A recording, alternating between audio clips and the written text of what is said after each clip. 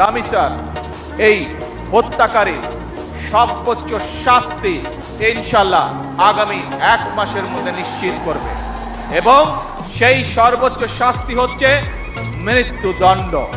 ঢাকার মিরপুরে একটি নিষ্পাপ মেয়ের নির্মম মৃত্যুর মাধ্যমে মানুষের মানবিক মূল্যবোধের চূড়ান্ত অবক্ষয়ের চূড়ান্ত প্রমাণ মিলেছে।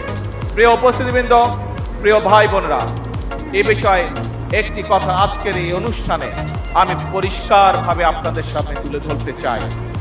এই ধরনের শিশু নির্যাতন বা নারী নির্যাতন বর্তমান সরকার কোনোভাবেই মেনে নিবে না এবং বর্তমান সরকার রামিসার এই হত্যাকারী সর্বোচ্চ শাস্তি ইনশাল্লাহ আগামী 1 মাসের মধ্যে নিশ্চিত করবে এবং সেই সর্বোচ্চ শাস্তি হচ্ছে মৃত্যুদণ্ড,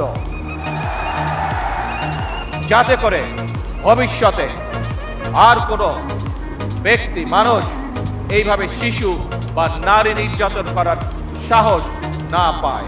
একটি নিরাপদ মানবিক রাষ্ট্র এবং সমাজ প্রতিষ্ঠা করতে হলে আমাদেরকে আইনের শাসন প্রতিষ্ঠা করতেই হবে।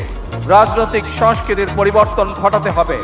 একই সঙ্গে আমাদের জাতীয় জীবনে পুনরায় বাংলাদেশের আবহমানকালের ধর্মীয়, সামাজিক, সাংস্কৃতিক মূল্যবোধের পুনর্জীবন ঘটাতে হবে।